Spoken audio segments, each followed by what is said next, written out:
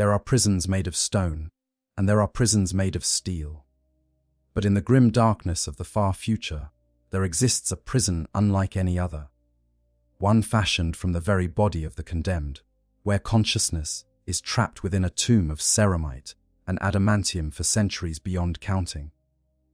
These are the dreadnoughts of the Space Marine chapters, revered as living legends, ancient warriors who have been granted a strange form of immortality. To be entombed within a dreadnought sarcophagus is considered the highest honor a mortally wounded space marine can receive, a chance to continue serving the Emperor even after flesh has failed.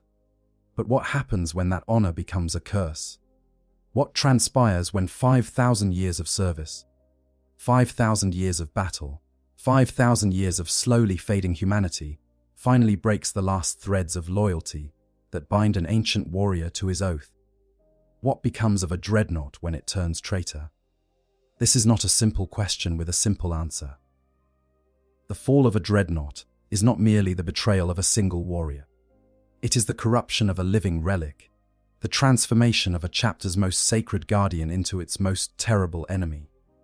It is a process that unfolds across centuries, a slow erosion of faith and sanity that can begin in the depths of ancient slumber and culminate in acts of violence so profound they shake the very foundations of a space marine chapter.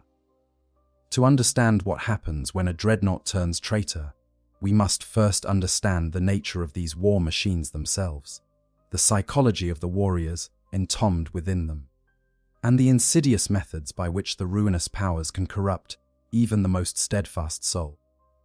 The nature of the entombed space marine dreadnought is not simply a vehicle piloted by a warrior. It is a fusion of flesh and machine so complete that the line between them becomes blurred beyond recognition. When a space marine suffers wounds so catastrophic that even the advanced medical techniques of the apothecaries cannot preserve his life, there remains one final option for those deemed worthy: entombment within a dreadnought chassis. The mortally wounded warrior is placed within an amniotic sarcophagus at the heart of the war machine.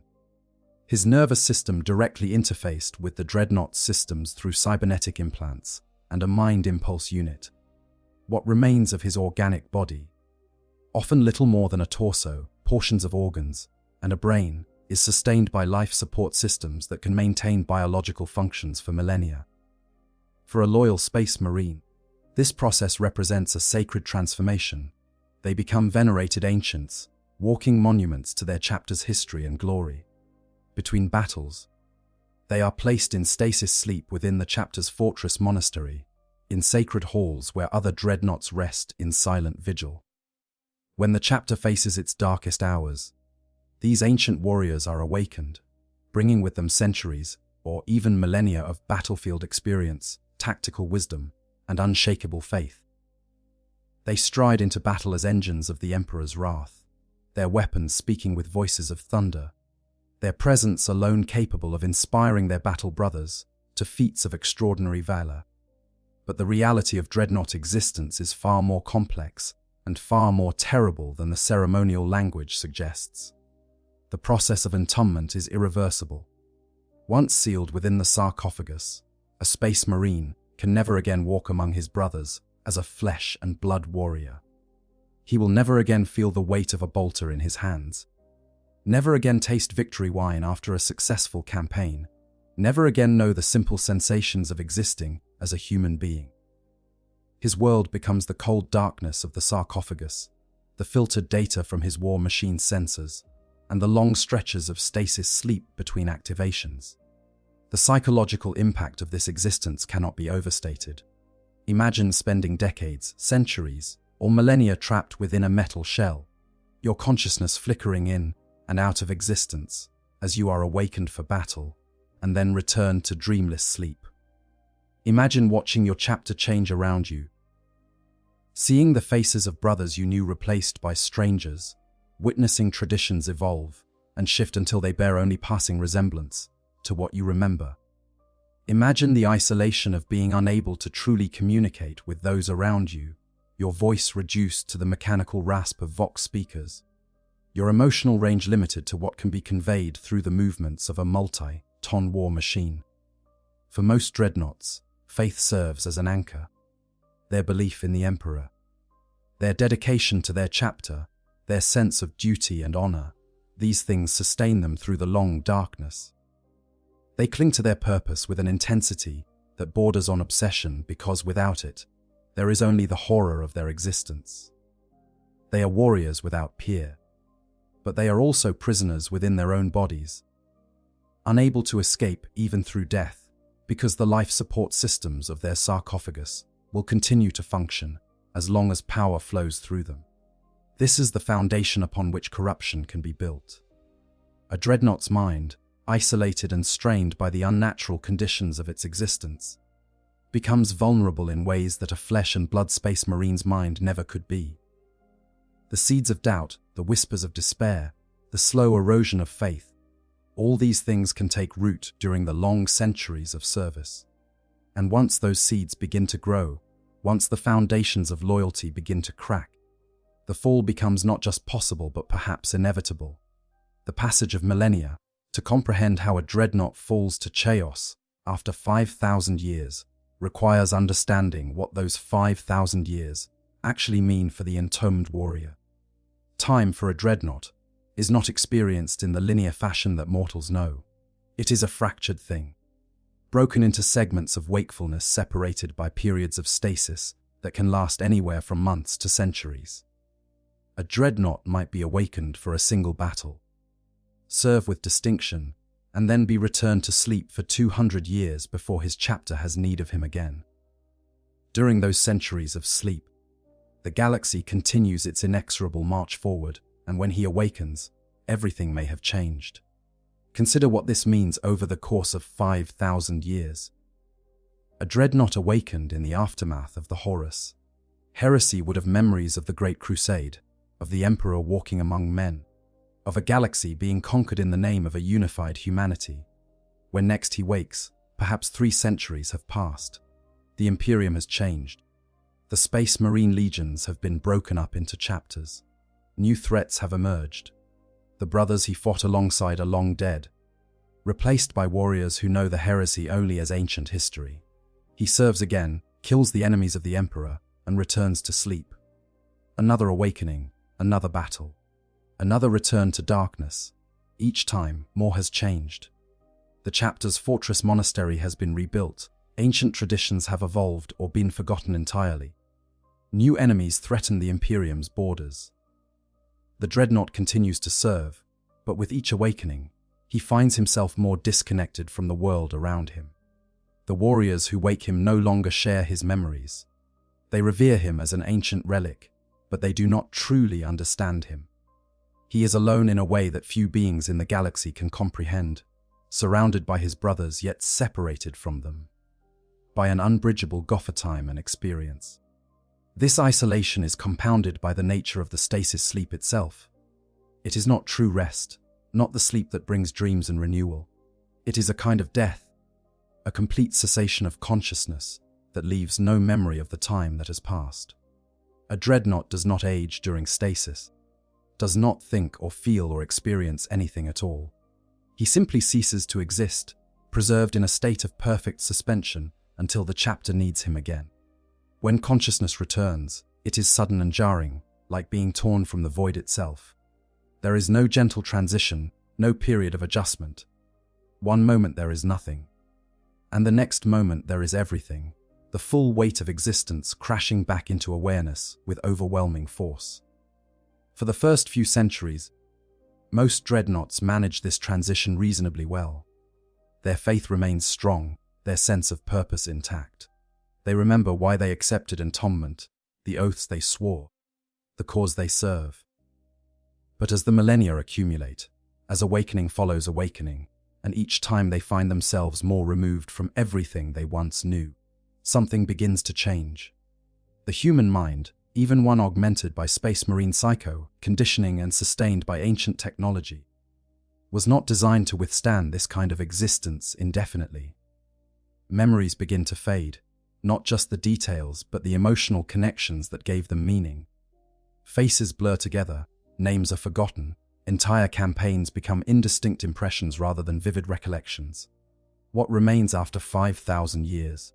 What is left of the man who was entombed when so much time has passed, when so many awakenings have eroded the foundation of his identity? For some dreadnoughts, the answer is a pure distillation of purpose. They become their role so completely that nothing else matters. They are weapons, and they are content to be weapons, because anything more complex requires emotional connections and human experiences they can no longer sustain. But for others, what remains is something far darker. As memories fade and human connections dissolve, what fills the void left behind? For some, it is bitterness. For others, it is rage at the injustice of their existence. For still others, it is a creeping nihilism, a growing conviction that nothing matters, that the causes they fight for are as ephemeral and meaningless as the fleeting lives of the mortals they protect. And these emotions, these fractures in the armor of faith and duty, these are the openings through which chaos can enter. The timeline of corruption is not uniform. Some dreadnoughts fall quickly, within the first few centuries of their entombment, overwhelmed by the horror of their new existence. Others endure for millennia, their faith unshakable, only to crack at last under the accumulated weight of countless awakenings and battles. But for those who serve for 5,000 years or more, the probability of corruption increases with each passing century. The longer they exist in their unnatural state, the more opportunities chaos has to whisper its seductive promises, to offer release from the prison of duty, to provide meaning in a universe that seems to have forgotten them. Vulnerabilities of the ancient, the chaos gods are nothing, if not patient. They understand that the corruption of a space marine dreadnought is not accomplished through simple temptation or obvious deception. These are warriors who have proven their faith and loyalty through centuries of service, whose conditioning has been reinforced by endless battle and meditation. They cannot be swayed by crude promises of power or base appeals to emotion. The approach must be subtle, insidious, tailored to the specific vulnerabilities that develop in the mind of an entombed warrior over the course of millennia. The first and most fundamental vulnerability is isolation. A dreadnought exists in a state of profound loneliness that would break most mortal minds within days. He is surrounded by his battle brothers, revered as an ancient and wise warrior, yet he is fundamentally alone in his experience. No one else can truly understand what it means to exist as he does, to have consciousness flickering in and out of existence across the centuries, to watch entire generations of warriors live and die, while he remains locked in his metal tomb. This isolation creates a hunger for connection, for understanding, for anything that might bridge the vast gulf between the dreadnought and the living world around him. Chaos exploits this hunger with exquisite precision. The whispers begin subtly, perhaps during one of those long periods of stasis sleep. Even in the depths of unconsciousness, the mind is not entirely dormant. Dreams or things that resemble dreams can penetrate the darkness. At first, they are gentle, almost comforting. A voice that speaks with understanding, that acknowledges the dreadnought's suffering, that recognizes the injustice of his existence. The voice does not demand anything, does not ask for allegiance or worship. It simply offers companionship, someone who understands. The second vulnerability is despair. After 5,000 years of service, many dreadnoughts begin to question the purpose of their existence. They have fought in countless battles, killed innumerable enemies of the Imperium, witnessed both triumph and tragedy beyond measure. And what has changed? The Imperium still teeters on the brink of collapse. Xeno's threats continue to multiply. Chaos corrupts world after world. For all their sacrifice, for all their centuries of service, the galaxy seems no closer to the peace and prosperity the Emperor envisioned. This realization can be devastating for a warrior who has given everything, including his humanity, for the Imperial cause. Chaos feeds this despair like kindling to a fire. Through dreams and visions during stasis, through whispered thoughts during waking moments, the dark powers present a different narrative. Perhaps the Imperium is not worth saving. Perhaps the Emperor's vision was flawed from the beginning. Perhaps the only truth in the universe is strength, and the only purpose is survival. These ideas are planted carefully, allowed to germinate over centuries, never pushed too forcefully lest they trigger the Dreadnought's defensive conditioning. The corruption is a long game, measured in millennia rather than years. The third vulnerability is the gradual erosion of humanity itself. A Dreadnought is not truly human anymore, not in any meaningful sense. He cannot touch, cannot taste, cannot experience the physical world in the way organic beings do. Everything is filtered through mechanical sensors and translated into data his brain can process. Over time, this creates a profound disconnection from human concerns and human emotions. The Dreadnought begins to think of himself not as a man encased in a machine, but as something else entirely, something beyond the limitations of flesh and mortality. This disconnection makes certain forms of chaos corruption more effective. Tianch, the changer of ways, appeals to Dreadnoughts by offering knowledge and understanding that transcends human limitations. Nurgle offers acceptance of the decay and degeneration that inevitably affects even the most advanced life support systems. Khorne promises eternal battle, the only thing many ancient Dreadnoughts still find meaning in. Slaanesh, perhaps counterintuitively, can offer the sensation and experience that entombment has stolen away. The fourth vulnerability is resentment. Not all Dreadnoughts accepted their entombment willingly. Some were given no choice, interred against their protests, because the chapter deemed them too valuable to allow to die. Others accepted out of duty, but harbored secret desires to pass on to the Emperor's side. Over centuries, this resentment can fester and grow, transforming from a minor grievance into a consuming rage. The Dreadnought looks around at his chapter, at the warriors who wake him only when they need his firepower, who revere him as a relic, but treat him more like a weapon than a brother, and he begins to hate them for what they have done to him. Chaos exploits this resentment masterfully. The whispers become more insistent, more pointed. They remind the Dreadnought of his sacrifice, of everything he has given up. They point out the hypocrisy of a chapter that claims to honor him while keeping him locked away in darkness for centuries at a time. They suggest that his brothers do not truly respect him, that they see him only as a tool to be used and discarded. These whispers find fertile ground in a mind already struggling with 5,000 years of accumulated bitterness. The fifth vulnerability, and perhaps the most insidious, is the simple need for change. After 5,000 years of serving the same cause, following the same oaths, fighting the same endless war, some Dreadnoughts begin to crave something, anything, different. The monotony of their existence becomes unbearable. Each awakening brings the same pattern: briefing, battle, return to stasis. The faces change, the worlds change, the specific enemies change, but the fundamental reality remains constant. They are weapons, and weapons exist only to be used. Chaos offers change, dramatic and irrevocable change. It promises transformation, the shattering of the old patterns, the opportunity to experience something genuinely new after millennia of stagnation. For a Dreadnought drowning in the tedium of an immortal existence, this promise can be almost irresistible. The fall to chaos becomes not so much a betrayal as a desperate attempt to break free from the unbearable weight of an endless, unchanging existence. These vulnerabilities do not operate in isolation. They compound and reinforce each other, creating a web of psychological weakness that chaos can exploit from multiple angles simultaneously. The isolation feeds the despair erodes humanity. The loss of humanity breeds resentment, and all of it together creates the desperate need for change. Over 5,000 years, even the strongest faith and the most rigorous conditioning can be worn away by this relentless assault on the psyche. The breaking point for every Dreadnought that falls to chaos.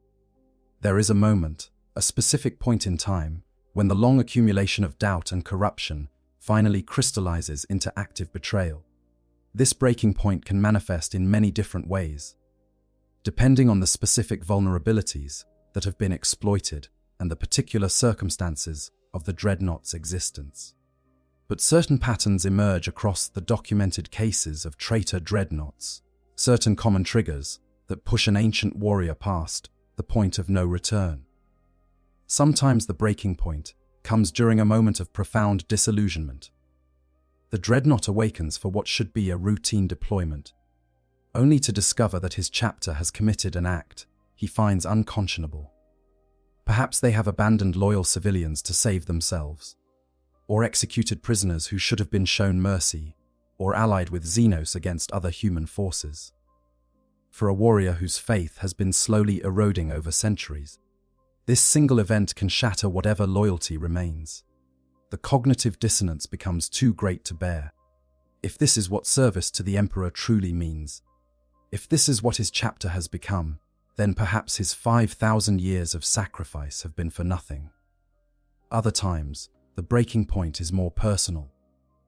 A Dreadnought forms a connection with a particular space marine, perhaps a chaplain who takes time to speak with him between battles, or a young brother who reminds him of warriors he served with millennia ago. This connection becomes an anchor, one of the few human bonds the Dreadnought still maintains. Then that warrior dies, killed in battle or fallen to the passage of time, and something breaks inside the ancient warrior. He has endured 5,000 years of watching everyone he cares about die, and this death becomes the one too many. The grief and rage that follow can open the door to chaos completely, the ruinous powers offering comfort and vengeance in equal measure. Sometimes the trigger is a vision or revelation that occurs during stasis. The Chaos Gods, having spent centuries planting seeds of corruption, finally show the Dreadnought a truth so profound and terrible that his entire understanding of reality shifts. Perhaps he sees the Emperor not as a god but as a tyrant who enslaves humanity through faith. Perhaps he perceives the Imperium as a rotting corpse that perpetuates suffering rather than alleviating it. Perhaps he understands that the long war against chaos is fundamentally unwinnable, that humanity's eventual fall is inevitable, and that service to the Imperium only prolongs the agony. These revelations, whether true or false, can be devastating to a mind already weakened by millennia of service. In some cases, the breaking point is simply exhaustion. 5,000 years is a long time, even for a being sustained by advanced technology and religious fervor. Some Dreadnoughts reach a point where they simply cannot continue. They cannot bear another awakening, another battle, another return to the darkness of stasis. When offered a choice between eternal service to the Emperor and transformation through chaos, they choose transformation not out of malice or corruption, but out of desperate need for anything different, anything that might provide release from the unbearable burden of their existence. The actual moment of fall can be sudden or gradual. Some Dreadnoughts experience a dramatic conversion, awakening from stasis to find themselves fundamentally changed, their loyalty to the Emperor replaced by devotion to one or more of the Chaos Gods. The transformation is so complete and so immediate that they often turn on their brothers within moments of activation. Their first act as a traitor being to open fire on the Tech Marines who woke them. These sudden falls are the most dangerous to a chapter because they provide no warning, no opportunity for intervention. More commonly, the fall is a slower process. The Dreadnought begins to express doubts about the chapter's actions, questions orders he would have previously followed without hesitation, withdraws from the brotherhood of his chapter, even more than is typical for an entombed warrior. These warning signs are often missed or misinterpreted. Chaplains attribute the behavioral changes to the strain of another awakening, to the natural melancholy that sometimes affects ancient warriors. By the time anyone realizes the Dreadnought is genuinely falling to corruption, it may already be too late to save him. The breaking point is also the point where the physical corruption begins in earnest. Prior to this moment, chaos has worked primarily on the Dreadnought's mind and soul, leaving his physical form relatively unchanged. But once the warrior actively embraces chaos, once he consciously rejects his oaths and accepts the power of the ruinous powers, the transformation accelerates. The sarcophagus that houses his organic remains begins to twist and warp, responding to the corrupt energies now flowing through it. The Dreadnought chassis itself starts to mutate, ceramite armor growing spikes and protrusions, weapon systems taking on disturbing organic qualities, the machine's spirit becoming tainted by demonic influence. This physical transformation serves multiple purposes. It marks the Dreadnought as irredeemably corrupted, making any attempt at redemption or return to the chapter impossible. It enhances his combat capabilities, granting him powers and abilities that loyal Dreadnoughts cannot possess. Most importantly, it completes the separation between what the warrior was and what he has become. The ancient space marine, who served the Emperor for 5,000 years, is gone, replaced by something new and terrible, a fusion of ancient warrior, corrupted machine, and demonic essence that represents one of the most dangerous threats a space marine chapter can face. Immediate consequences within the chapter. The moment a chapter realizes one of its ancient dreadnoughts has fallen to chaos is a moment of profound horror and shame. These are not ordinary space marines who have succumbed to corruption. These are warriors who have served for millennia, whose names are inscribed in the chapter's most sacred records, whose deeds are celebrated in ceremony and song. They are living connections to the chapter's history, repositories of wisdom and experience that span centuries. To lose such a warrior to chaos is not simply a tactical setback or even a significant loss of combat capability. It is an existential crisis that strikes at the very heart of what the chapter is. The first challenge is often simply recognizing that the corruption has occurred. Dreadnoughts are so revered within their chapters that few battle brothers can conceive of them falling to chaos. When an ancient warrior begins exhibiting strange behavior or making unusual statements, the natural tendency is to attribute it to the strain of awakening or the peculiarities that sometimes affect those who have been entombed for millennia. Chaplains may attempt to counsel the afflicted dreadnought, tech marines may check his systems for malfunctions, but the possibility of genuine corruption is often dismissed until it becomes undeniable. The denial can be catastrophic in documented cases. Traitor dreadnoughts have been able to operate for weeks or even months after their fall, actively working to undermine their chapter from within while maintaining a facade of loyalty. They use their revered status to access restricted areas of the fortress monastery, to learn the chapter's defensive plans, to identify which brothers might be vulnerable to corruption themselves. By the time their betrayal becomes obvious, they have often already done tremendous damage. When the betrayal is finally revealed, it typically comes in one of two ways. Either the dreadnought is discovered in the act of some treacherous deed, sabotaging the chapter's defenses or attempting to corrupt other warriors, or he openly declares his new allegiance and attacks his brothers directly. In either case, the response from the chapter is shock followed rapidly by devastation. For many younger battle brothers, the idea of an ancient dreadnought turning traitor is simply incomprehensible. These warriors represent the chapter's ideals made manifest, embodiments of duty and sacrifice that have endured for millennia. To see such a figure fall is to question everything they have been taught about loyalty and faith. The practical response must be swift and brutal. A traitor dreadnought represents one of the most dangerous threats a chapter can face. These are war machines designed to stride through enemy fire untouched, to break through fortified positions, to serve as anchors around which entire battle lines are organized. They possess centuries or millennia of combat experience, intimate knowledge of space marine tactics and capabilities, and weapons systems powerful enough to devastate armored vehicles and infantry formations alike. Worst of all, they know the chapter's secrets, its defensive protocols, the layout of its fortress monastery, the locations of its gene seed repositories and sacred relics. Combat against a traitor dreadnought within the confines of a fortress monastery is a nightmare scenario.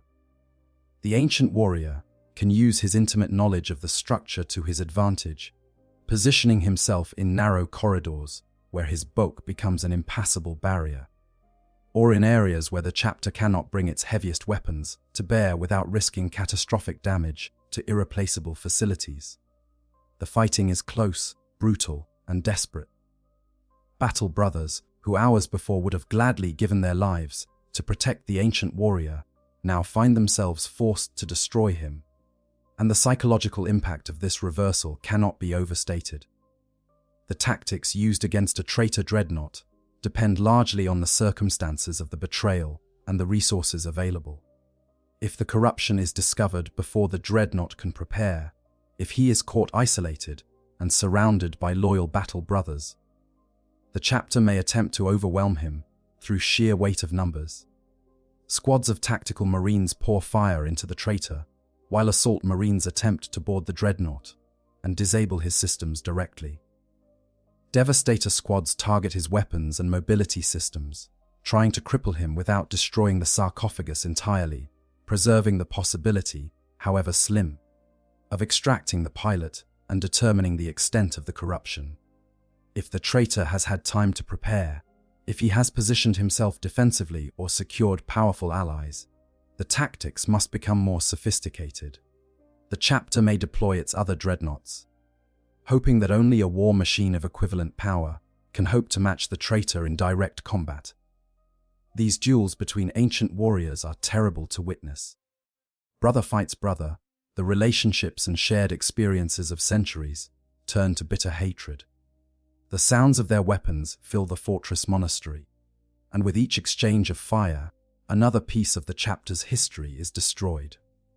The psychological impact on the chapter extends far beyond the immediate combat. Every space marine who fights against the traitor must confront the terrible reality that even the most revered warriors, even those who have proven their loyalty across millennia, can still fall. This realization shakes the foundation of their faith. If an ancient dreadnought who served for 5,000 years could succumb to chaos, what hope do they have of remaining pure? The seeds of doubt planted by this single betrayal can spread through a chapter like a disease, creating paranoia and mistrust that persists for generations. The response of the chapter's leadership is critical in these moments. The chapter master, chaplains, and senior officers must act decisively to contain both the physical and psychological damage. They must destroy the traitor, while simultaneously working to preserve the faith and morale of the battle brothers who witnessed the betrayal. This often requires them to construct a narrative that explains the fall without undermining the chapter's fundamental beliefs. Perhaps the Dreadnought was corrupted by Xeno's psychic influence, or exposed to a powerful artifact of chaos during a long-ago campaign, or the victim of sabotage by chaos cultists who tampered with his life support systems. These explanations, whether true or not, provide a framework that allows the chapter to understand the betrayal without questioning the entire institution of Dreadnought entombment. Transformation into something new. Once a Dreadnought has fully embraced chaos and survived the immediate aftermath of his betrayal, whether by escaping his chapter or somehow defeating those who sought to destroy him, he undergoes a transformation that goes far beyond the corruption of mind and soul.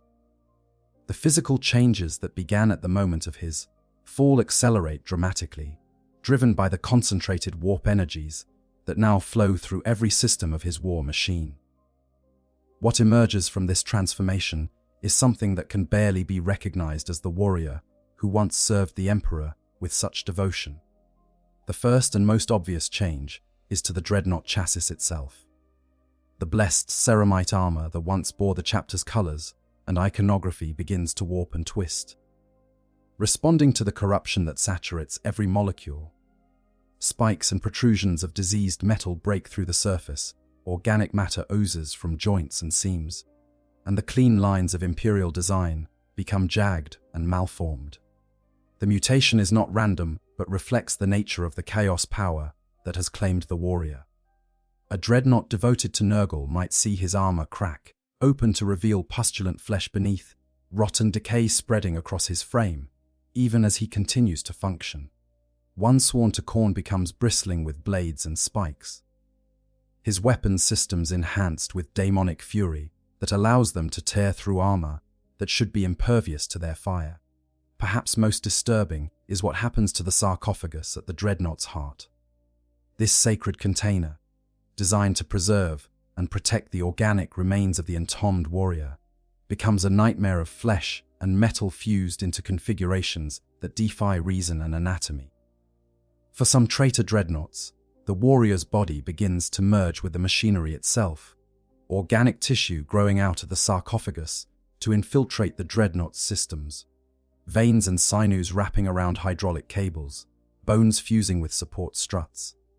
The boundary between man and machine, already blurred by the process of entombment, dissolves completely, creating a hybrid entity that is neither fully organic nor fully mechanical. This fusion process is the defining characteristic of what Imperial forces have classified as Hellbrutes, the most common form of Chaos Dreadnought. The term Hellbrute is not simply another name for a Trios Dreadnought, but describes a specific and terrible state of being, where a Chaos Dreadnought that retains its original chassis pattern, such as the rare Chaos Contemptors or Ferrum Infernus patterns, maintains some semblance of its original form and function. A Hellbrute represents complete transformation. The flesh of the warrior within has melded with the chassis, until the entire machine appears to be made of daimonic flesh, stretched over a skeleton of corrupted metal. The creation of a Hellbrute is agonizing beyond description. The organic tissue that remains of the Space Marine is kept alive and conscious throughout the fusion process, experiencing every moment as metal invades flesh and flesh consumes metal. The pain is so extreme and so prolonged that it would drive most beings completely insane within hours. For a Space Marine, whose augmented physiology and psycho conditioning allow him to endure suffering that would kill a normal human instantly, the agony can last for weeks or even months as the transformation completes itself. This prolonged torture, combined with the corrupting influence of chaos and the accumulated trauma of millennia spent entombed, shatters whatever remains of the warrior's sanity. The madness that results is not the clean break of a mind that has simply ceased to function, but something far worse. Hellbrutes retain their intelligence, their tactical acumen, their warrior's instincts. They can still fight with devastating effectiveness, can still employ the centuries of combat experience they accumulated during their service to the Imperium. But this intelligence operates within a framework of complete psychosis, driven by rage and pain and an insatiable hunger for violence that can never be satisfied. A Hellbrute does not fight because it serves a cause or follows orders from a Chaos Lord. It fights because combat is the only thing that temporarily alleviates the agony of its existence. Because the act of killing provides momentary distraction from the horror of what it has become. This madness makes Hellbrutes incredibly dangerous, but also notoriously difficult to control. Chaos Lords and sorcerers who command traitor forces view Hellbrutes as incredibly powerful, but unpredictable weapons that are as likely to turn on their own forces as the enemy if not properly restrained. Between battles, Hellbrutes are chained down, their weapon systems removed, their amniotic sarcophagi disconnected from the chassis and stored in specially warded chambers where the corrupted warrior can rage impotently against his bonds. Some Chaos forces perform mystical rituals of subjugation on their Hellbrutes, binding them with warp, forged chains and daemonic compulsions that force them to obey orders despite their madness. Others simply keep them sedated with alchemical cocktails or psychic stupor, waking them only when battle is imminent and pointing them toward the enemy before they have time to turn on their supposed allies. Not all traitor dreadnoughts undergo the complete transformation into Hellbrutes. Those who turn traitor, while still encased in more sophisticated dreadnought patterns, particularly the rare and valuable Contemptor chassis, may retain their sanity and identity through the transformation process. The advanced systems of these ancient war machines, combined with the superior psycho, conditioning and mental fortitude required to pilot them, provide some protection against the complete dissolution of self that creates a Hellbrute. These warriors, dubbed Chaos Contemptors, are among the most feared opponents the Imperium can face, possessing both the terrible power of chaos corruption and the tactical brilliance of a clear mind that has accumulated millennia of battlefield experience. A Chaos Contemptor represents a different kind of horror than a Hellbrute. Where the Hellbrute is a creature of pure rage and madness, the Chaos Contemptor is a thinking being who has consciously and deliberately chosen to embrace damnation. These warriors are often granted positions of honor within traitor warbands. Their proven capability and retained intelligence making them valuable lieutenants to Chaos Lords. They understand what they have become and what they have lost, and they accept this transformation not out of madness, but out of cold calculation. The suffering of entombment, which drove them to chaos in the first place, has been transformed through corruption into a source of dark strength, and they wield both their ancient warrior skills and their newfound chaos, granted powers with devastating effectiveness. The psychological transformation that accompanies the physical corruption is perhaps even more significant than the changes to the body and chassis. A traitor Dreadnought who has fully embraced chaos experiences a fundamental shift in perception and values. The concepts of honor, duty, and sacrifice that defined their existence for 5,000 years are stripped away, revealed as illusions or chains that bound them to a false cause. In their place comes a new understanding of the universe, shaped by whichever chaos power has claimed them. A cornate Dreadnought no longer sees battle as a necessary duty, but as the highest form of existence, a sacred expression of violence that needs no justification beyond the glory of slaughter itself. One devoted to Tzeentch perceives reality as endlessly mutable. Every moment an opportunity for change and transformation. The betrayal of his chapter merely the first of countless metamorphoses he will undergo. This transformation of consciousness extends to how the traitor Dreadnought relates to his past. Some retain clear memories of their service to the Emperor but reinterpret those memories through the lens of their new allegiance. They convince themselves that they were always destined for this moment, that their service to the Imperium was merely preparation for their true purpose as champions of chaos. Others experience a more complete break with their past, the person they were before the fall becoming a stranger whose motivations and beliefs they can barely comprehend. These Dreadnoughts speak of their former selves in the third person, as if describing another being entirely, and feel no connection to the warrior who once fought in the Emperor's name. Famous cases throughout history, the fall of a Dreadnought to chaos is rare enough that each documented case is studied intensively by the Inquisition, by chapter leadership, and by those few scholars who have access to the most restricted archives of the Imperium. These case studies provide invaluable insight into the corruption process, the warning signs that might allow a chapter to identify a falling Dreadnought before it is too late, and the methods by which such traitors can be defeated. Several cases have become infamous throughout the Imperium, their stories told in hushed whispers as cautionary tales about the price of complacency and the insidious nature of chaos corruption. Among the earliest and most significant examples of traitor Dreadnoughts are the Marigal-tainted Dreadnoughts of the Word-bearers. These horrific war machines represent not the gradual corruption of loyal warriors, but rather the deliberate creation of corrupted Dreadnoughts from the very beginning. The first Marigal was created during the Horus Heresy, when the Word-bearers took the barely living remains of a Gal Vorbak Dark Brethren, one of the first possessed Space Marines, and fused him with a battle-shattered Contemptor Dreadnought chassis recovered from the killing fields of Istvan V. The fusion was accomplished through unholy rituals and warp-born power, creating a new form of Dreadnought that was corrupted from the moment of its creation. The Marigal represents a unique category of traitor Dreadnought, one that never knew loyalty to the Emperor, and therefore never experienced the psychological trauma of betrayal.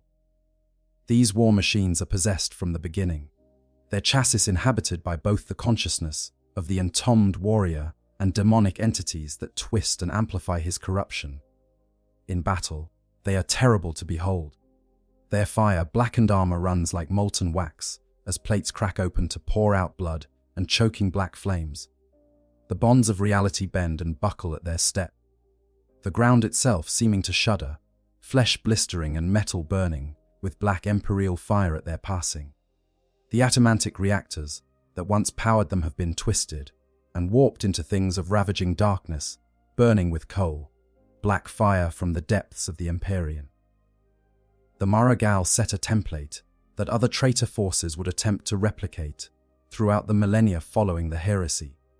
The concept of deliberately creating corrupted dreadnoughts, rather than waiting for loyal ones to fall, proved appealing to Chaos Lords who understood the value of such powerful war machines. However, the process required knowledge and resources that few possessed. The rituals necessary to successfully bind a daemon to a dreadnought chassis while keeping the machine functional were complex and dangerous, as likely to result in the destruction of both daemon and pilot as in successful fusion. Most attempts to create new Maragile pattern dreadnoughts ended in catastrophic failure, leaving only twisted wreckage and the screaming remnants of souls torn apart by the warp. The Dark Angels and their successor chapters have recorded numerous encounters with traitor dreadnoughts over the 10,000 years since the heresy, though the exact details of many such encounters remain sealed under the chapter's most stringent protocols of secrecy. What is known suggests a pattern of particular tragedy, as some of these traitor dreadnoughts were originally entombed during the time of the Great Crusade, their service to the Emperor spanning the entire history of the Imperium. When such ancient warriors fell, often millennia after their initial betrayal during the heresy, they brought with them knowledge of Dark Angels, secrets dating back to the Legion's founding. The hunt for these traitor dreadnoughts became a subset of the chapter's larger obsession with capturing and interrogating the fallen, though the difficulty of taking a dreadnought alive made successful captures exceedingly rare. The Crimson Slaughter, a renegade chapter that turned to chaos in relatively recent times by Imperial standards, provides an example of how entire chapters can fall, including their venerated dreadnoughts, originally known as the Crimson Sabres. The chapter suffered a catastrophic corruption that began with the haunting of their battle brothers by the vengeful spirits of innocents they had inadvertently killed. As the chapter's desperation grew, and they turned to darker methods to silence the voices, their dreadnoughts were not spared the corruption. The ancient warrior known as Mortis Metallicus, who had once been the chapter hero Severian Cronan, became twisted beyond recognition. Where once he had been a revered ancient, guiding younger brothers and speaking wisdom accumulated over centuries, he became a hellbrute worshipped by cultists and heretics, his original identity buried beneath layers of corruption and madness. The case of Mortis Metallicus is particularly instructive because it demonstrates how rapidly corruption can spread once a chapter begins its fall. Unlike the slow erosion over millennia that affects many traitor dreadnoughts, Cronan's transformation occurred over mere decades. The voices that haunted him during stasis became overwhelming, driving him to madness that made him vulnerable to chaos influence. When the chapter finally turned traitor and renamed themselves the Crimson Slaughter, Cronan's fall was complete. His dreadnought chassis twisted into a hellbrute that embodied everything the Crimson Sabres had lost. The World Eater's Legion, devoted to Khorne since their Primarch Angron's transformation into a Daemon Prince, fields numerous traitor dreadnoughts that have survived since the heresy. These warriors, known as Berserker dreadnoughts, represent an extreme form of Khornate corruption. The rage, enhancement that once made the World Eaters effective close combat specialists has, over 10,000 years, devolved into complete psychosis. Berserker dreadnoughts feel no loyalty even to their legion, no allegiance to anything beyond the imperative to kill. They are weapons of indiscriminate destruction, as dangerous to their own forces as to the enemy. The Butcher's Nails neurological implants that drove them to violence when they were flesh and blood space. Marines continue to function after entombment, interfaced with the dreadnought systems in ways that cause constant, unrelenting pain. This agony drives them into furies so intense that they will literally tear themselves apart trying to reach enemies to destroy. Among the Emperor's children, traitor dreadnoughts take an entirely different form. The sonic dreadnoughts of this legion, devoted to Slainish, represent warriors who have embraced sensory excess even within the confines of their mechanical tombs. These war machines are equipped with larger versions of the sonic weaponry used by Noise Marines, weapons that kill through sound and vibration rather than conventional munitions. The pilots of sonic dreadnoughts are noise marines who willingly gave up all physical sensation upon interment, accepting a paradox that only worshippers of Slaanesh could embrace, achieving the ultimate sensory experience through the complete denial of conventional senses. They experience reality not through sight or touch but through pure sound, perceiving the universe as an endless symphony of destruction in which they are both performer and instrument. The Death Guard, Nurgle's favored legion, fields hellbrutes that embody the grandfather of plagues in all his corrupted glory. These war machines are walking gardens of disease and decay, their armor covered in rust and corrosion that somehow does not impair their function, their weapons dripping with toxins that can kill with the merest touch. Unlike the mad rage of cornate hellbrutes, Death Guard dreadnoughts retain a measure of their faculties, protected from complete insanity by Nurgle's blessing of acceptance and endurance. They are philosophical about their corruption, speaking of their transformation as liberation rather than damnation. And they fight with a terrible patience that makes them even more dangerous than their berserk counterparts in other legions. The records of the Inquisition contain fragmentary accounts of loyalist, chapter dreadnoughts who fell to chaos long after the heresy, ancient warriors who served faithfully for millennia before finally succumbing to corruption. These cases are among the most heavily restricted information in the Imperium, as they represent existential threats not just to individual chapters, but to the fundamental institution of Dreadnought entombment itself. If warriors who served for 5,000 years or more can still fall, what hope does any chapter have of keeping their ancients pure? The Inquisition's solution has been to suppress information about these falls as thoroughly as possible, ensuring that only those with the highest clearance even know such betrayals have occurred. Life among the Traitor legions. For a dreadnought that has successfully turned traitor and either escaped his chapter or survived its destruction, integration into the forces of chaos presents unique challenges and opportunities. The Traitor legions and renegade warbands that waged the long war from within the Eye of Terror have very different attitudes toward dreadnoughts than the loyalist chapters from which these warriors originally came. Where a loyalist chapter reveres its dreadnoughts as sacred relics and honors them as living repositories of wisdom and experience, the followers of chaos tend to view them with a mixture of fear, respect, and pragmatic calculation. The status a Traitor dreadnought achieves within Chaos forces depends largely on what type of transformation he has undergone. A Chaos Contemptor, one of the rare and powerful dreadnoughts that has retained his sanity and identity through the corruption process, is often treated as a valuable asset and granted a position of honor within the warband. These ancient warriors possess centuries or millennia of combat experience, intimate knowledge of space marine tactics and imperial strategies, and the wisdom that comes from having fought across the full span of the Long War. Chaos Lords compete to secure the allegiance of such warriors, knowing that a Contemptor's counsel and combat capability can make the difference between victory and defeat in battle. However, the relationship between a Chaos Contemptor and his new master is fundamentally different from the relationship between a loyalist dreadnought and his chapter. There is no bond of brotherhood here, no shared history or noble traditions. The relationship is transactional, based on mutual benefit rather than loyalty. The dreadnought offers his service and capabilities in exchange for resources, opportunities to inflict vengeance on the Imperium, and protection during his periods of dormancy. The Chaos Lord provides these things, but understands that the dreadnought's allegiance lasts only as long as the arrangement remains beneficial. If a better opportunity presents itself, the Contemptor will not hesitate to abandon his current master and seek service elsewhere.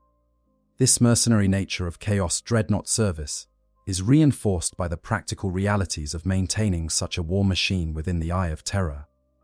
Unlike loyalist chapters, which possess extensive technical knowledge and resources dedicated to the care and maintenance of dreadnoughts, most Chaos warbands operate with severely degraded infrastructure and limited access to trained tech marines or warpsmiths. the knowledge required to properly maintain the sophisticated systems of a Dreadnought chassis, particularly the ancient and complex patterns like the Contemptor, has been largely lost among the Traitor forces.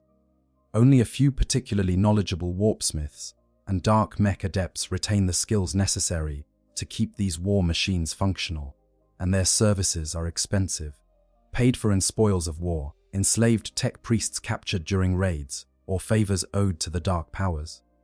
This maintenance challenge is compounded by the lack of stasis technology within Chaos forces.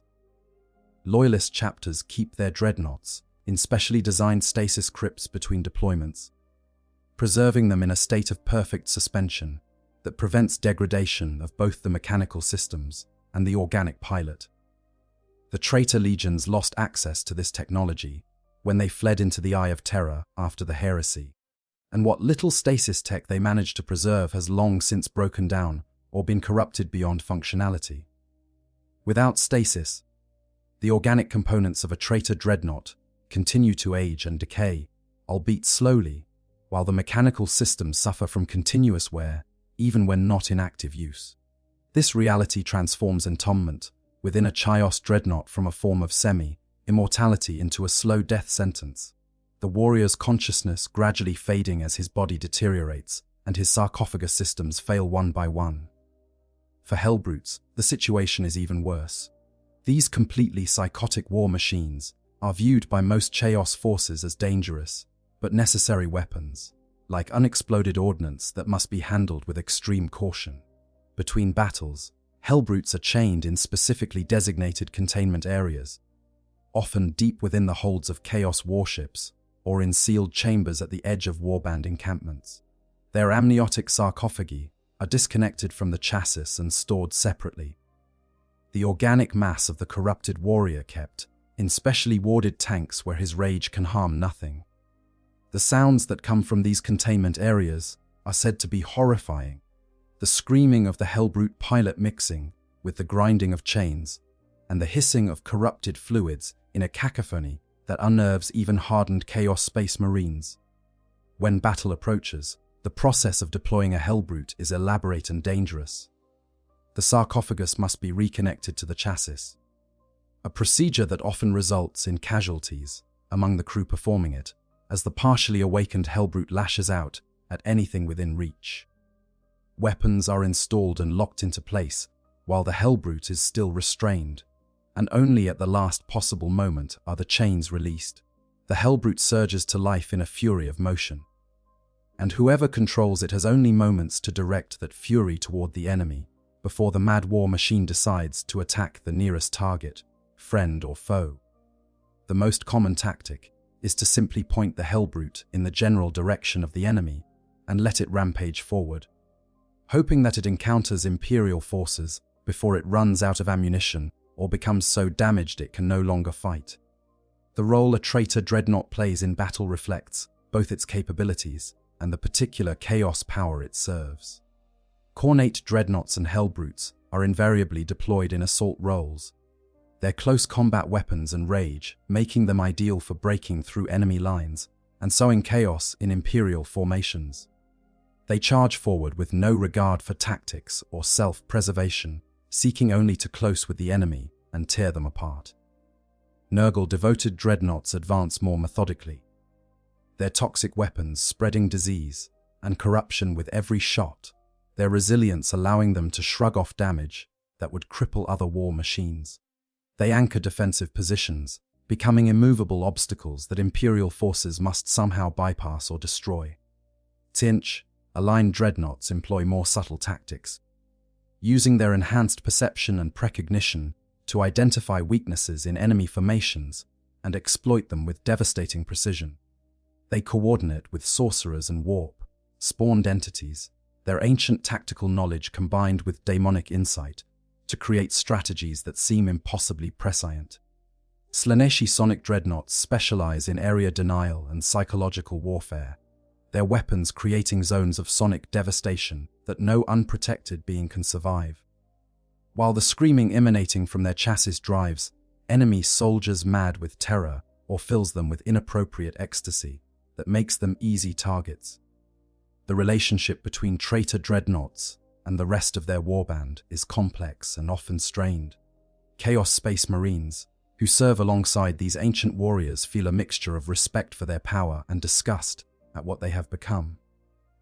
There is no camaraderie here, no bond of brotherhood like that which exists in Loyalist chapters. The Dreadnought is a weapon to be used, and the other warriors keep their distance, except when absolutely necessary.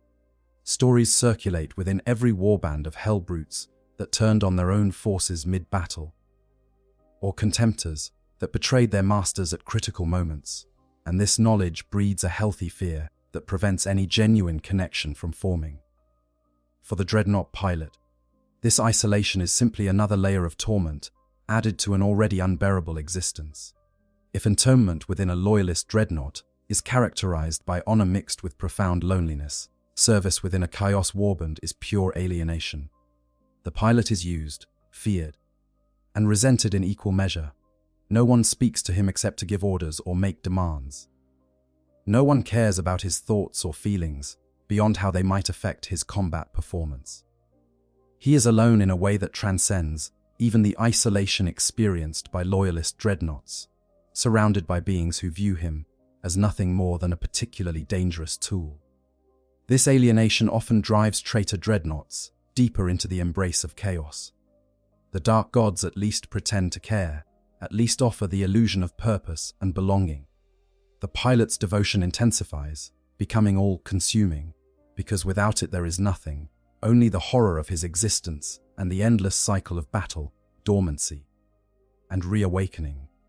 He throws himself into worship with desperate fervor, seeking in the service of his chosen god something approaching meaning or redemption, though both remain forever out of reach.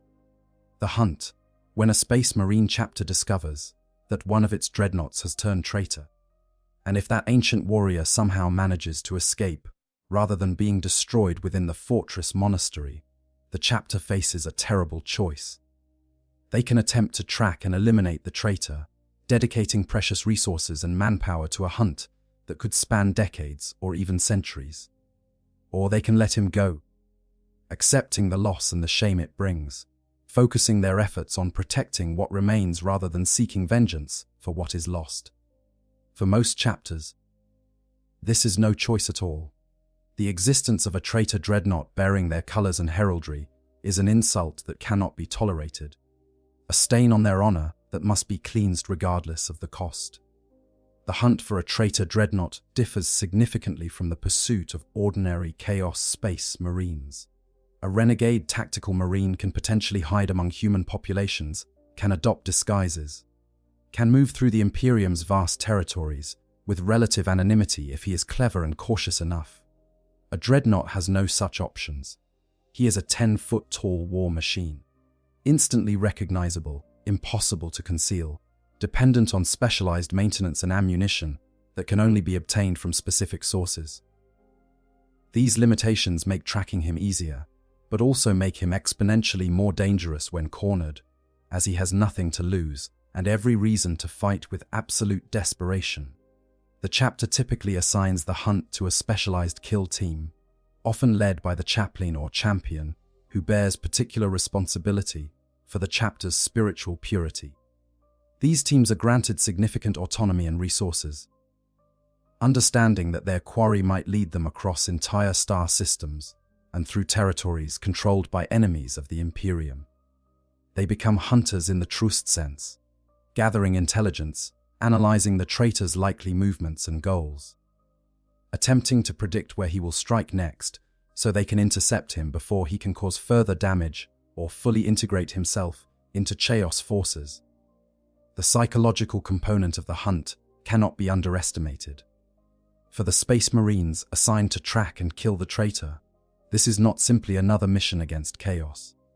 This is deeply personal. The dreadnought they hunt was, until recently, one of their most honored brothers, a warrior they revered and looked to for guidance. Some members of the kill team may have fought alongside him in previous campaigns, may have heard him speak of his service during the chapter's founding, may have looked upon him as a living connection to their chapter's glorious past. Now they must hunt him like an animal and destroy him, without mercy or hesitation. The emotional burden this places on them is profound and can lead to hesitation at critical moments, or conversely to excessive brutality driven by rage at the betrayal they feel so keenly. The traitor Dreadnought, for his part, understands that he is being hunted. If he retains any tactical acumen through his corruption, he uses it to evade and mislead his pursuers. He knows their methods because they were once his methods, understands how they think because he thought the same way for millennia. This knowledge gives him significant advantages, allowing him to anticipate their strategies and prepare counters. Some traitor dreadnoughts turn the hunt against the hunters, laying ambushes and traps that cost the kill team dearly, transforming the pursuit from a hunt into a bitter war of attrition. Other traitor dreadnoughts seem almost to welcome the pursuit, viewing it as validation of their importance and a chance to strike back at the chapter that they now hate with an intensity that borders on obsession. These warriors deliberately leave trails for their hunters to follow, engineering confrontations on battlegrounds of their choosing where they can maximize the casualties they inflict. The hunt becomes a game, a deadly contest between the traitor's experience and cunning and the kill team's determination and numbers. Both sides understand that only one can survive the encounter, and that knowledge lends every engagement a desperate, frenzied quality. The logistics of maintaining the hunt present significant challenges. Kill teams must often operate far from the chapter's home territory, in regions where they have no support structure and where the local Imperial authorities may be unaware of or uncooperative with their mission. They must acquire specialized ammunition and equipment suitable for penetrating dreadnought armor, establish supply lines in hostile territory, and maintain their own war machines in conditions far from ideal. The longer the hunt continues, the more these logistical challenges compound, and many kill teams find themselves forced to make difficult choices about whether to continue the pursuit or return to their chapter to resupply and reorganize. Combat with a traitor dreadnought is invariably brutal and costly.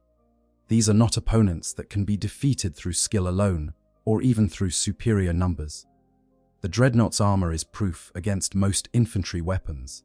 His sensors can detect ambushes before they are sprung, and his combat experience spans centuries or millennia. The kill team must either match him with equivalent firepower, deploying their own dreadnoughts or heavy armor in support, or they must employ tactics specifically designed to exploit the vulnerabilities inherent in dreadnought construction. Boarding actions, where assault marines attempt to disable the traitor's weapons and mobility systems through close quarters combat, are common but extraordinarily dangerous. Melter weapons and las cannons are employed to punch through the thick armor, while librarians attempt to disrupt the neural interfaces that allow the pilot to control his war machine. If the kill team succeeds in disabling or critically damaging the traitor dreadnought without destroying it completely, they face another difficult decision. Should they attempt to extract the pilot from his sarcophagus, preserving the possibility of learning how the corruption occurred and perhaps gaining intelligence about chaos operations? Or should they destroy the entire war machine immediately, ensuring the traitor can never rise again, but losing any chance of understanding what led to his fall? The chapter's chaplains and leadership must weigh the potential intelligence value against the risks of keeping a corrupted ancient alive, even temporarily. More often than not, the decision is made to destroy completely, to burn the traitor's remains and scatter the ashes across unconsecrated ground, ensuring that nothing remains that might somehow be recovered by chaos forces. The conclusion of a successful hunt is not a moment of triumph but of profound sadness. The kill team may have avenged their chapter's honor and prevented the traitor from causing further harm, but they have also destroyed a part of their chapter's history. The warrior entombed in that dreadnought fought for the emperor long before any of them were born, accumulated wisdom and experience that can never be replaced, represented a living link to their chapter's founding and glory. His death, even though necessary and just, diminishes them all. The chaplains perform rites of purification over the destroyed remains, speaking prayers of remembrance and sorrow. And the chapter records are amended to show the ancient warrior died centuries or millennia earlier, erasing the shame of his betrayal from official history, while ensuring that the truth is preserved in the most restricted archives as a warning to future generations. Millennia of corruption for a traitor dreadnought who successfully integrates into chaos forces and survives the initial manhunts that inevitably follow his betrayal. Time within the Eye of Terror flows in strange and unpredictable ways. The warp storms that define that cursed region of space distort the normal progression of time, accelerating it in some areas while slowing it to a crawl in others. A dreadnought might experience the passage of weeks while centuries elapse in real space, or find that a single subjective day corresponds to mere hours beyond the eye's boundaries. This temporal instability makes it difficult to track exactly how long any individual traitor has been serving chaos. But for those ancient enough to have turned during the Horus heresy itself, 10,000 real space years have passed since their betrayal, even if their subjective experience of time might be vastly different. The physical corruption that began at the moment of the dreadnought's fall continues to progress over these millennia, driven by the concentrated warp energies that saturate everything within the Eye of Terror. The changes are gradual but inexorable, each century bringing new mutations and transformations that push the warrior further from anything that could be recognized as human or even space marine. The armor plating becomes less like metal and more like chitinous shell or diseased flesh, growing and shifting in response to the pilot's emotional state and the whims of his patron deity. Weapon systems develop disturbing organic components, gun barrels that pulse like living things, ammunition feeds that resemble digestive tracts, targeting systems that incorporate actual eyes, harvested from victims or grown through mutation. The most dramatic changes occur to the sarcophagus and the organic remains it contains. After millennia of exposure to warp energy, the fusion between flesh and machine becomes absolute. The pilot's consciousness no longer resides in a distinct organic brain protected by the sarcophagus, but is distributed throughout the entire dreadnought. His awareness diffused across every system and component. He can feel damage to his chassis, as if it were injury to his own body, experiences the firing of his weapons as extensions of his will rather than merely tools he controls. The boundaries of self expand to encompass the entire war machine, and the question of where the man ends and the machine begins becomes not just unanswerable, but meaningless. This distributed consciousness creates strange perceptual effects. The traitor dreadnought perceives reality through multiple sensory modalities simultaneously. He sees through optical sensors, hears through audio pickups, feels through pressure sensors and vibration detectors, experiences the world in ways that no organic being could comprehend. Some develop additional senses, perceiving the warp directly through sensors that have mutated to detect imperial currents, or feeling the flow of time as a tangible thing that can be observed and even manipulated.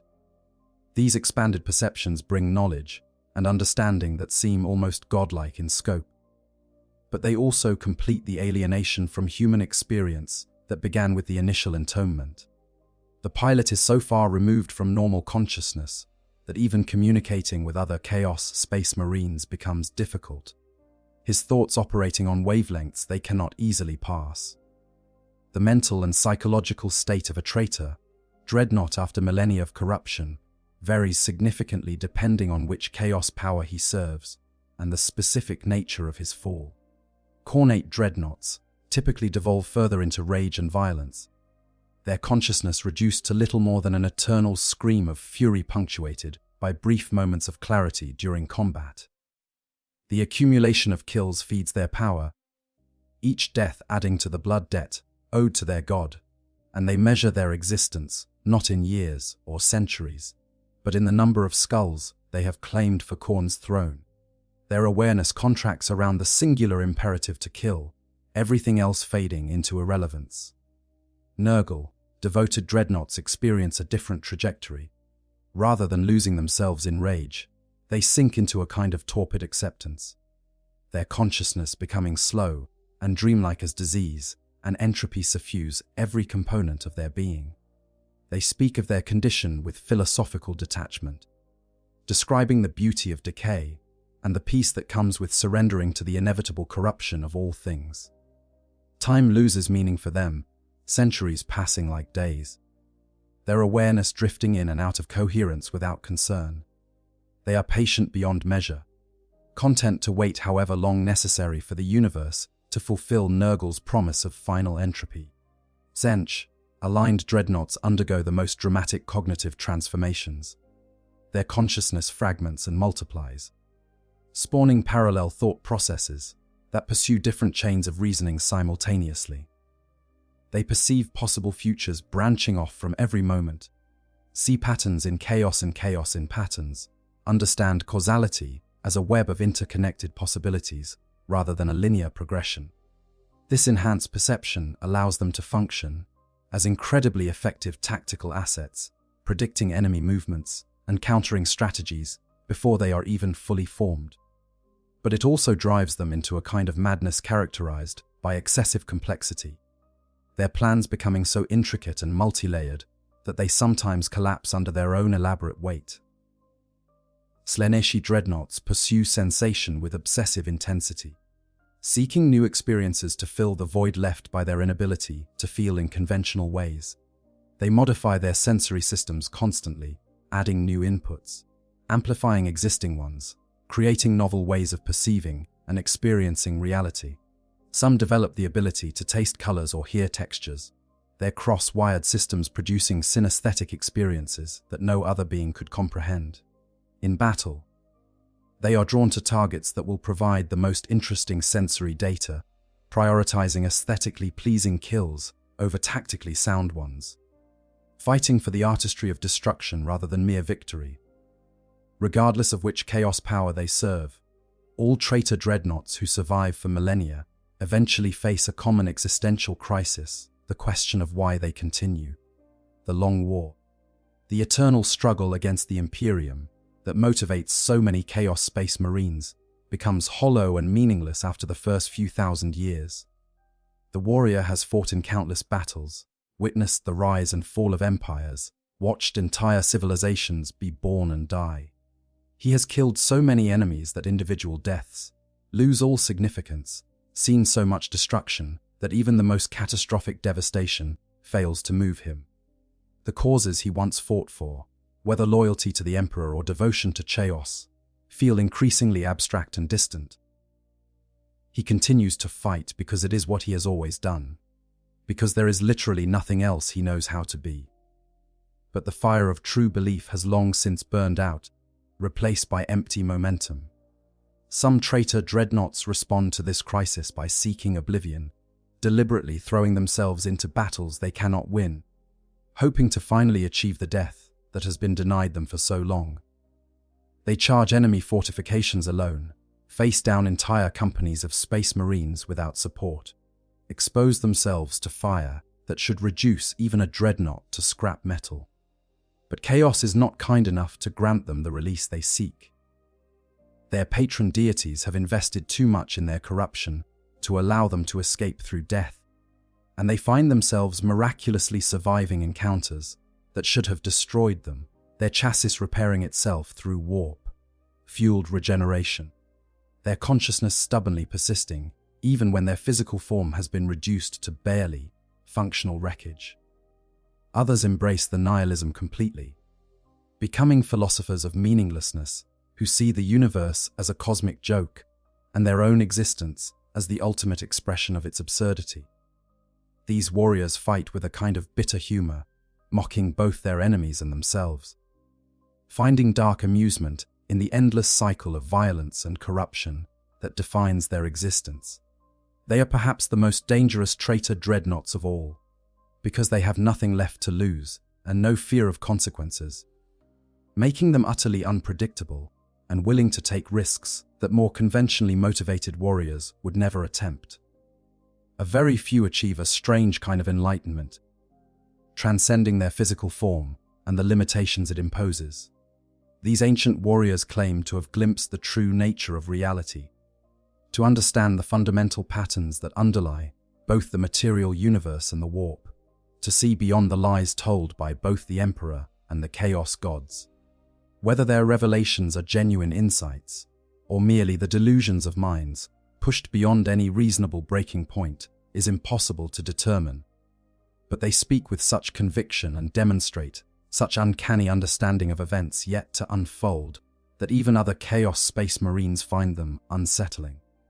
These enlightened traitors sometimes serve as advisors to Chaos Lords, offering counsel based on their expanded perception, or they withdraw from the Long War entirely, pursuing incomprehensible personal goals that have nothing to do with the eternal conflict between Imperium and Chaos. Final fates. The ultimate fate of a traitor Dreadnought depends on many factors: the specific Chaos power he serves, the quality of the chassis he inhabits, the skill of those who maintain him, and simple luck. But certain patterns emerge across the countless cases documented over 10 millennia of warfare. For most traitor Dreadnoughts, the end comes not through enemy action or system failure, but through transformation so complete that the warrior ceases to exist in any recognizable form, his consciousness and physical form consumed by the very corruption he embraced. The most common final fate is complete degradation into a chaos spawn. This transformation represents the ultimate failure from the perspective of the Dark Gods, the point at which a champion's body and mind can no longer contain the warp energies that flow through them. For a Dreadnought, the process is particularly horrific because the fusion of flesh and machine complicates the mutation in unprecedented ways.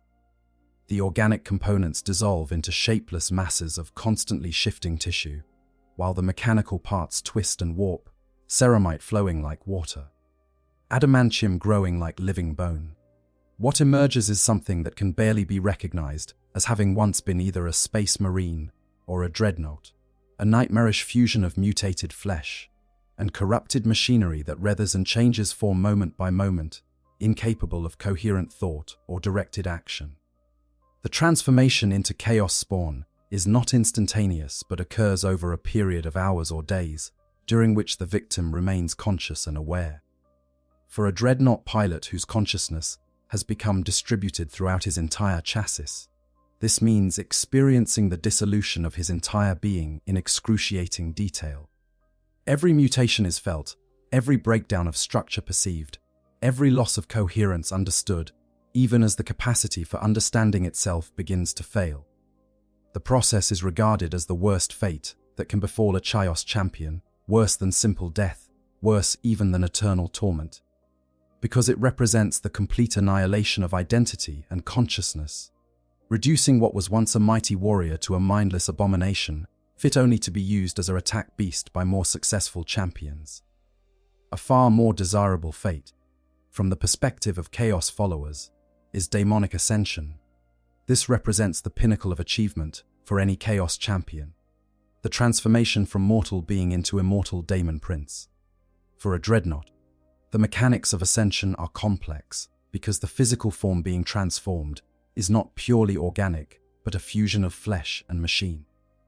When the Dark Gods grant the ultimate reward to a traitor Dreadnought, the process dissolves the boundaries between all components, machine spirit and human soul and demonic essence fusing into a single unified entity that transcends all three.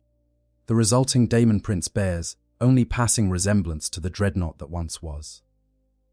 The massive size and strength are retained, often enhanced beyond even what the war machine possessed, but the rigid mechanical form is replaced by something far more fluid and mutable. The Prince can shift his appearance at will, manifesting weapons and armor as needed, adopting forms suited to different combat situations. Most significantly, the constraints of physical location no longer apply. The Prince can travel through the warp directly, appear and disappear according to the whims of his patron deity, manifest simultaneously in multiple locations if his power is sufficient. The prison of entombment, which defined his existence for millennia, is finally and completely shattered. However, ascension to Daemon Princehood comes with its own price. The warrior who achieves this transformation is no longer himself in any meaningful sense. His identity, already eroded by millennia of corruption, is subsumed into his new daemonic nature. His thoughts and motivations are shaped primarily by the interests of his patron deity, rather than any personal desires or goals. He becomes a playing piece in the great game, a powerful but ultimately disposable asset in the eternal struggles between the Chaos gods. The freedom he gains is largely illusory, replacing one form of imprisonment with another. Trading the physical constraints of the Dreadnought sarcophagus for the metaphysical constraints of daemonic existence. Many Traitor Dreadnoughts meet their end in battle, destroyed by enemy fire or catastrophic system failures brought on by poor maintenance and the degradation of their chassis. For those who have served for millennia, this can actually be something of a relief, a final end to an existence that long ago ceased to hold any joy or meaning.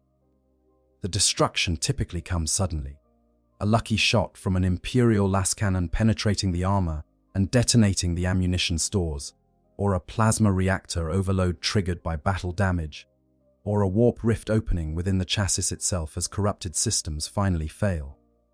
In the last moments before consciousness fades, some Traitor Dreadnoughts experience a strange clarity, a brief return to the warrior they once were before corruption, and time stripped away their humanity. In that final instant, they sometimes speak words of regret or recognition, acknowledgement of what they have lost and what they have become, before the darkness takes them. A small number of Traitor Dreadnoughts are captured rather than killed, taken by Imperial forces who hope to extract intelligence about Chaos operations, or by Inquisitors who wish to study the corruption process. These captured warriors face fates that are arguably worse than simple destruction. The Inquisition's interrogation techniques are thorough and ruthless, designed to break even the most resistant subjects, and a Traitor Dreadnought provides a particularly interesting challenge.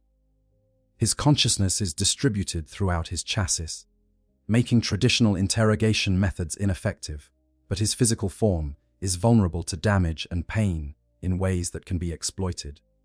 The interrogators disconnect systems one by one, forcing the pilot to experience the gradual dissolution of his expanded awareness, reducing him piece by piece until only the organic core remains, trapped and helpless. The information extracted from these interrogations is deemed valuable enough to justify the resources and risk involved in capturing and holding a Traitor Dreadnought. The warriors reveal details about Chaos strongholds within the Eye of Terror, tactical information about Traitor Legion operations, insights into the corruption process that might allow the Inquisition to identify and eliminate corruption in its early stages before it can spread. But the interrogations themselves take a terrible psychological toll on those who conduct them. The interrogators must interface directly with the corrupted consciousness of the traitor, exposing themselves to the same whispers and temptations that led to his fall. And despite all precautions and psychic wards, some degree of contamination is almost inevitable. Some Traitor Dreadnoughts are never destroyed or ascended or captured, but simply continue. They fight in the long war for millennia upon millennia, becoming legendary figures within Chaos forces, ancient beyond measure, their names spoken with mixture of awe and fear. These warriors have survived every threat the Imperium and rival Chaos factions could throw at them, have endured corruption that should have destroyed or transformed them a dozen times over, and show no signs of stopping. They are like forces of nature, inevitable and unstoppable, and their presence on a battlefield can turn the tide of entire campaigns. But these legendary traitors are not to be envied. Their survival has come at costs that would be unimaginable to lesser beings. They are so corrupted that they bear almost no resemblance to what they once were, so transformed by warp energies that looking upon them causes madness in weaker minds, so alien in thought and perception that they can barely communicate with other sentient beings. They continue to exist and to fight. But whether they retain anything that could be called consciousness, or whether they have become little more than elaborate automata executing programs, written into them by aeons of conditioning, is unclear even to them. They are the ultimate expression of what it means to be a Traitor Dreadnought, and their existence is a warning of the price of betrayal, carried to its logical conclusion. Conclusion. The ultimate tragedy, the fall of a dreadnought, after 5,000 years of service, represents one of the darkest possibilities in a galaxy already drowning in darkness. It is the corruption of honor, the transformation of a noble warrior into a nightmare. The proof that even the most steadfast faith and the longest service cannot guarantee protection from the insidious touch of chaos. Every traitor dreadnought is a tragedy compounded across millennia, a story that begins with a warrior's sacrifice and ends with his damnation. The implications extend far beyond the individual warrior. Each fall raises terrible questions about the institution of dreadnought entombment itself. If warriors who have served faithfully for thousands of years can still succumb to corruption, what does this say about the Imperium's methods of honoring its heroes?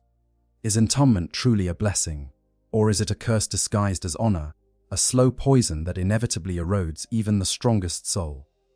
The Space Marine chapters cannot confront these questions directly, because doing so would require them to question the very foundations of their traditions, to admit that perhaps they are not saving their greatest warriors, but condemning them to fates worse than death. The Inquisition views traitor dreadnoughts as particularly dangerous threats, not only because of their combat capabilities, but because of what they represent. They are proof that corruption can take root anywhere, that time and service are no guarantee of purity, that the fight against chaos is one that can never be truly won. Every documented case of a fallen dreadnought is studied intensively, analyzed for warning signs that might allow earlier intervention, patterns that might reveal vulnerabilities in the entombment process or weaknesses in psycho conditioning that could be addressed. But despite centuries of study, no reliable method of prevention has been found. The fall of a dreadnought remains a low probability but high-impact event, devastating when it occurs but rare enough that chapters continue the practice of entombment despite the risks. For the Chaos Gods, traitor dreadnoughts are particular prizes, trophies that demonstrate their power to corrupt even the Imperium's most revered warriors. The fall of an ancient who has served for 5,000 years is celebrated within the warp. His name added to the rolls of champions who have proven themselves worthy of the Dark God's attention. The corruption process itself serves as a blueprint that can be applied to other targets. The specific vulnerabilities and pressure points that led to this particular fall catalogue for future use. Each traitor dreadnought makes the next fall slightly easier, as chaos accumulates knowledge about how to break warriors who should be unbreakable. The broader strategic implications cannot be ignored. Traitor dreadnoughts represent not just individual warriors, but repositories of classified information about space marine tactics, chapter secrets, imperial defensive strategies, all the accumulated knowledge of millennia of warfare. When such a warrior falls to chaos, he brings all of this intelligence with him, providing the ruinous powers with insights they could not gain in any other way. The damage a single traitor dreadnought can inflict through this intelligence alone, even if he never fires a shot in battle against his former brothers, is incalculable. Entire defensive strategies must be revised, chapter protocols modified, secrets that have been kept for centuries abandoned because a traitor now knows them. Yet despite all of this, despite the horror and the tragedy and the existential threat, the practice of dreadnought entombment continues. Chapters across the Imperium still into their most gravely wounded heroes in these walking tombs, still speak the rites that transform dying space marines into eternal warriors, still maintain the sacred halls where the ancients rest between battles. They do this because the alternative, allowing their greatest warriors to simply die, is unthinkable. They do it because the tactical value of a dreadnought on the battlefield is so immense that chapters simply cannot afford to let these warriors pass on. They do it because tradition demands it, because to stop would be to admit that something fundamental about their way of honoring their dead is flawed. And so the cycle continues. Dreadnoughts are entombed, serve for centuries or millennia, and most remain loyal to their oaths until their chassis finally fails or their organic components can no longer be sustained. But some, a small but significant percentage, eventually fall. The whispers of chaos find purchase in minds worn down by time and isolation and the unnatural horror of their existence. The long, slow corruption takes root and grows, invisible at first, then undeniable. And another ancient warrior joins the ranks of traitors. Another chapter suffers the shame of losing one of its most honored ancestors. Another name is added to the Inquisition's lists of threats that must be hunted and destroyed. The question of what happens when a dreadnought turns traitor after 5,000 years has no simple answer, because every case is unique, shaped by individual circumstances and the specific nature of the corruption involved. But certain truths apply across all cases. The traitor becomes something inhuman, or perhaps reveals the inhuman thing he became long ago during the entombment process itself. He inflicts tremendous damage on his former chapter, both practically through direct action and psychologically through the mere fact of his betrayal. He enters into service with chaos forces where he is feared, used, and ultimately discarded when he is no longer useful. And he suffers endlessly and without hope of redemption, trapped in an existence that somehow manages to be worse than the imprisonment that drove him to betrayal in the first place. In the grim darkness of the far future, there is only war, and the warriors who fight it pay prices that would break lesser beings. But among all the horrors and sacrifices that characterize existence in the 41st millennium, few are more tragic than the fall of a dreadnought. An ancient guardian turned traitor, a living legend corrupted into a walking nightmare, proof that no matter how long you serve, or how faithfully you fulfill your oaths, the touch of chaos can still find you in the end. If you enjoyed learning about these tragic warriors and the dark fates that await those who fall from grace, please remember to like this video and subscribe to the channel. In the endless war against chaos, knowledge is our greatest weapon, and by understanding the enemy, we honor those who have fallen in the Emperor's service. The Emperor protects,